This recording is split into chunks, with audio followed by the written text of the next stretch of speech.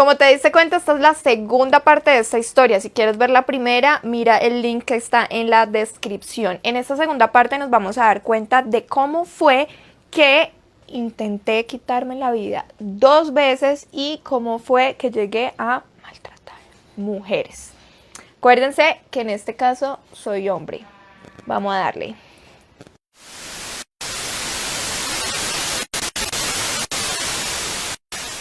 Bueno, para contextualizar este caso, ustedes se acuerdan de lo que pasó con mi primo. A pesar de yo sentirme superior a las mujeres, en terapia pude comprender y tener un poco de empatía con ellas, al menos en casos de abusos, porque sé que siempre tratan de minimizar lo que les sucede cuando estas mujeres no son capaces de actuar con agresividad y parar estas situaciones. Pero es que a mí me pasó lo mismo, yo estaba paralizado y a pesar de que yo no quería lo que estaba sucediendo, no fui capaz de decir que no. Ahora creo que las entiendo por ese lado. Volviendo al final de la primera parte, cuando yo pienso en acabar conmigo, fue un día en el que me encerré a llorar horrible, en que yo estaba completamente en crisis y mis familiares se habían ido de la casa. En ese momento me voy, intento coger un cuchillo de la cocina, pero lo dejé tirado, pero me dije a mí mismo, ¿en serio vas a ser tan cobarde que ni siquiera de eso vas a ser capaz? Así que me fui a buscar una cuerda y mientras la acomodaba decidí mandarle un mensaje a algunas personas que yo amaba, entre esas mi mamá. Cuando yo estaba organizando la cuerda intenté hacer lo que ustedes ya saben, la cuerda se reventó y mientras estaba buscando una cuerda más resistente, mi mamá alcanza a llamarme. Yo no quería hablar, pero sí contesté la llamada. Esta mujer estaba llorando, atacada, y ella lo único que me decía era, te prohíbo que te hagas daño. ¿Se acuerdan la cuestión del consumo y demás? Mi mamá me decía, mucho tiempo te sentí lejos cuando estabas con ellos y ahora que por fin te siento cerca, no voy a permitir que te vayas, te prohíbo que te hagas algo. Yo le colgaba, ella volvía y llamaba, yo estaba desesperado, así que llegó un punto en el que puse mi celular a un lado, creyendo que lo había puesto en modo avión, cuando me percaté de que la pantalla alumbró. Yo por reflejo volteé a mirar y me di cuenta que era un mensaje de mi hermanito. ¿Se acuerdan? El que les dije que era el motor de mi vida. Él, como era tan pequeño, tenía su celular, pero siempre me enviaba audios, no escribía. En el audio, en su inocencia, estaba muerto de la risa contándome que no me había escrito porque había perdido su celular y luego se dio cuenta que lo había guardado en la lavadora por despistado, que casi lavaba el celular y se reía un montón. Yo lo escuché esa vocecita tan hermosa que yo dije, yo tengo que ver a mi hermano. Antes de cualquier cosa tengo que ver a ese ser que amo y adoro. Y por él traté de tener fuerza de seguir aquí, le envié un audio, le dije, oye, qué risa, jajaja, cuéntame qué haces. Él me respondió que estaba bien y que no entendía por qué, pero que mamá estaba empacando de afán y que parecía que iban a venir a verme.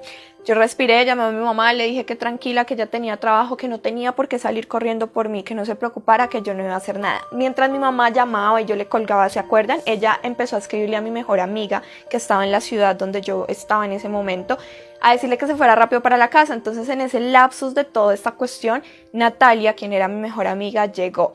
Me acosté en sus piernas y lloré hasta quedarme dormido. Más tarde llegaron mis primos, mi padrino, mi tía, todo el mundo, y me dieron mucho amor, pero del tema jamás se habló. Yo me quedé dormido. Al otro día, cuando me levanté, el cuchillo estaba acomodado en la cocina, las cuerdas las habían botado y nadie dijo absolutamente nada. Pero resulta que, ¿se acuerdan ese grupo de amigos que yo tenía que estaban en cosas que no debían? Bueno, uno de ellos acabó con su vida en esos días. Yo viajé de afán, estuve en toda esta cuestión, me devolví porque tenía un parcial, pero de ahí en adelante lloraba todos los días. Todos los días lloraba. Para este momento yo ya estaba con psicólogo, psiquiatra, parecía que todo estaba mejorando, pero yo todavía seguía con mis deseos de no querer estar aquí. Con mi psicóloga hablaba mucho sobre la relación con las mujeres. Le compartí que a mi exnovia le había dado una cachetada en algún momento, la zarandeaba, le reventaba sus manillas cuando discutíamos. Yo no podía controlar mi ira con ellas. Incluso a esta mujer le puse los cachos. Sí, le fui infiel, a quien de verdad les digo, incluso hoy en día considero que fue el amor de mi vida. La engañé con una chica que vivía en el pueblo donde yo iba a celebrar las festividades con mi familia. como mi novia me terminó por este engaño y por los malos tratos que yo le daba. Bueno, después de acabarse el semestre me voy para mi ciudad. Yo estaba súper bien, yo sentía que siempre que volvía a mi ciudad mi depresión se iba y yo estaba muy bien, pero cuando regresaba a estudiar todo se ponía muy mal. Resulta que cuando me voy a vacaciones, donde vivía mi mamá, mi novia actual me dice que llame a mi papá porque ya había pasado el Día del Padre. Ella tuvo esto en cuenta porque a pesar de que con mi papá ya llevamos 12 años en que él nos había abandonado, yo ese año decidí llamarlo un día y quedamos de vernos, pero yo cuando quedamos de vernos a mí se me olvidaba llamarlo, él a mí tampoco me buscaba y resulta que hubo un día en que mi novia me dijo llámalo, yo le dije no, yo no lo voy a llamar y llamé a todos los que eran padres de familia, de mi familia, valga la redundancia, pero yo dije a mi papá no lo voy a llamar, por puro orgullo no lo voy a llamar. Hasta que en esas mismas vacaciones hubo un día que me llamó mi hermana, me dijo que mi papá estaba muy enfermo, que estaba en la clínica, pero que ya habían dicho que se estaba restableciendo y que probablemente le iban a dar de alta ese fin de semana, que porque no lo visitaba el miércoles. Yo le dije que listo, que perfecto, que yo iba, pero después, cercano a ese miércoles, me llama mi hermana y me dice, ¿sabes qué? Mejor no vengas. No vengas porque la psicóloga dijo que es mejor no generar ese encuentro ahora porque no sabemos mi papá cómo va a reaccionar. Yo le dije, ok, listo, perfecto, lo entiendo y lo respeto. Ese miércoles había un partido de fútbol, jugaba Colombia y yo me fui a tomar con mis amigos a ver el partido, pero miren, yo no sé por qué. Muy por ahí a las 3, 4 de la mañana me ataco a llorar. Llego a mi casa, empiezo a golpear desesperado a mi mamá. Mi mamá me abre y me dice, ¿qué tienes? Y yo le dije, no lo voy a perdonar, no puedo perdonarlo si se va, no puedo perdonarlo si se muere. Y me decía, ¿quién? ¿De qué estás hablando? Y yo, pues mi papá lleva 12 años sin verme, yo no puedo perdonarlo si él se va. Miren, yo no sé por qué dije esto, yo no sé a mí qué me pasó, el caso fue que mi mamá me tranquilizó, me acostó, yo me quedé dormido y muy a las 8 de la mañana ese día mi mamá me levanta, yo la noto en shock, yo de una vez me despierto, le digo, ¿qué pasó? Me dijo, tu hermana te está llamando y yo, ¿qué pasó?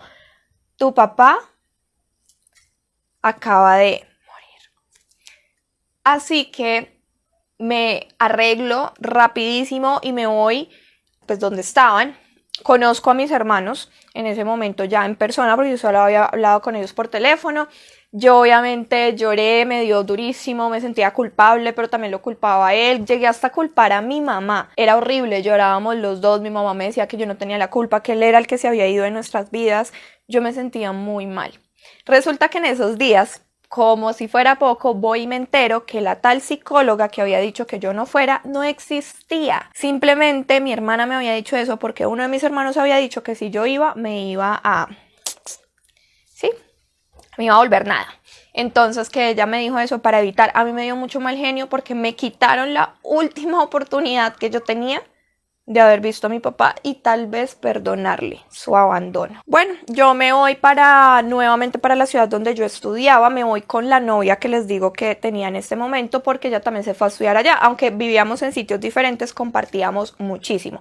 Uno de esos días ella me dice que si le ayudo con un trabajo, yo agarro su celular, miraba la actividad en el celular mientras yo iba escribiendo en el computador, ella ahí se fue como quedando dormida, pero yo me daba cuenta que ella como que saltaba de un momento a otro y me miraba y me decía mi celular, yo la sentía muy preocupada, así que a mí se me entró en la cabeza una vocecita que me dijo revísale el WhatsApp, revísale los mensajes. ¿Y qué creen? Cuando veo que medio se queda dormida, entro a revisar los mensajes y claro que sí encontré un mensaje, una conversación, pero no era tan explícita, así que se notaba que estaba borrada a partes. Yo empiezo a escribirle con mis manos temblando, tenía una taquicardia terrible, empecé a escribirle como si yo fuera ella, empecé a hacerle preguntas insinuosas y este hombre me contestó todo, me contó todo sin saberlo y sí señores, había pasado de todo. Yo empiezo a temblar, ella me mira, me dice ¿dónde está mi celular? Yo como le había comprado ese celular, se lo estallo contra el piso y se los juro que quisiera contarles qué pasó, pero yo lo único que recuerdo fue que en algún momento de toda la agresión le di una patada. A mí se me borró el cassette completamente y solo les puedo decir que me acuerdo cuando la tenía alzada sacándola de la casa diciéndole que no me volviera a buscar nunca. Le terminé, me fui a llamar a mi mejor amiga, me fui donde ella, lloré demasiado. Al otro día me voy a la casa de mi novia, exnovia en ese momento, a recoger unas cosas que yo tenía allá. Ella me recibe llorando, me dice que no me vaya, que si yo no vuelvo ella se va a tirar por la ventana. Yo tampoco me quería ir, pero estaba confundido, tenía mal genio, sin embargo me quedo, accedo, estamos en ese momento juntos, ustedes ya me entienden de qué manera, y me voy completamente desencajado. Me acuerdo de toda esta situación, de que en ese momento mi exnovia me decía que ella me había engañado por mi culpa, que yo la había abandonado. O sea, a mí se me acababa de ir mi papá, yo estaba en depresión, yo me sentía mal, con la única persona que medio me había visto era con ella y ella me decía que la había abandonado. Sumado a lo de mi papá, sumado a lo inútil que me sentía, sumado a los abusos que había sufrido, sumado a todo lo que se había construido en mi vida, yo ahora sí decido irme, pero de esta manera más contundente. Compro una botella de veneno de ratones, me la tomo toda, me encierro en el cuarto a llorar, a esperar que haga efecto. En ese momento mi mamá me llama, pero sin saber qué pasaba. Me dice que me ama, ella sí sabía que había terminado con mi novia, entonces que hay mujeres, hay muchas mujeres, que me voy a poner bien, que yo valgo mucho la pena, pero yo ya no le dije nada porque saben que ya era tarde, yo ya me había tomado eso, pero mi mamá sin saberlo me empieza a hablar de mi hermano, a decirme que mi hermanito me adoraba, me admiraba, que yo era su adoración, que nunca se me pasará por la cabeza abandonarlo porque le haría muchísima falta. Mi mamá cuelga el teléfono, yo me voy para el baño porque me empieza un dolor en el estómago horrible, ustedes no se imaginan, horrible. Empiezo a botar por mi boca todo, me dolía demasiado, las luces empezaron a ir, yo me empecé a sentir muy mareado, pero ¿saben qué pasó? Que mi hermanito no se me salía de mi cabeza. Yo les dije que él era mi motor de vida y sí, se me pasaba cada uno de los instantes que había vivido con él por mi cabeza y yo llegué a un punto en el que dije yo no me puedo dejar ir y me acordé que a uno siempre le decían no te duermas, cuando uno se golpea la cabeza o tiene un golpe en algún lado, no te duermas y yo empecé a decirme a mí mismo no te duermas, no te duermas. Mientras luchaba con esto mi cuerpo se desvanecía, en ese momento digo yo que la voluntad de Dios es perfecta. ¿Se acuerdan que les dije que vivía con unos amigos ahora? Mis amigos llegan a golpearme el cuarto a decir que si quiero ir de rumba con ellos. Yo no sé en ese momento qué sonido hice, qué palabra vocalicé. En ese caso, mi amiga entra a mi habitación a ver si yo estoy bien, me ven tirado, me recogen, me ayudan. Yo no sé a quién llamaron, pero resultaron dándome algo de tomar que me hizo terminar de botar todo por todo lado. Y empiezo yo con una debilidad terrible, pero aún así me dolía mucho todo. Recuerdo que mi mamá de joven se los dedos para...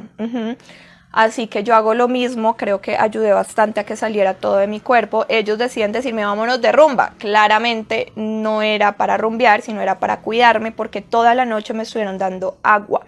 Al otro día cuando yo despierto, ya después de todo, me levanto súper bien. Miren, no les sé explicar, pero no hubo secuelas. Nunca tuve que ir al médico por esto. Y uno de mis amigos me dice, nosotros llamamos a un médico, nos dijeron que te diéramos esto de tomar, pero esto tenía un riesgo y era que podrías convulsionar.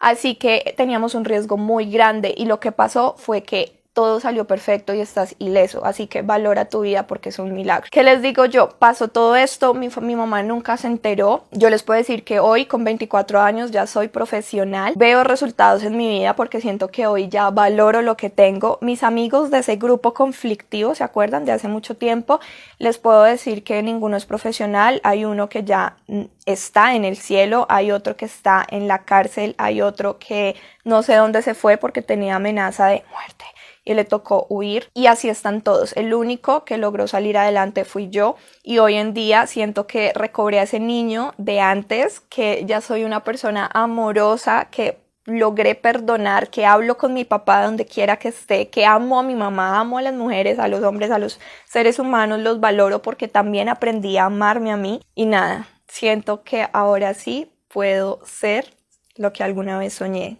que quería ser.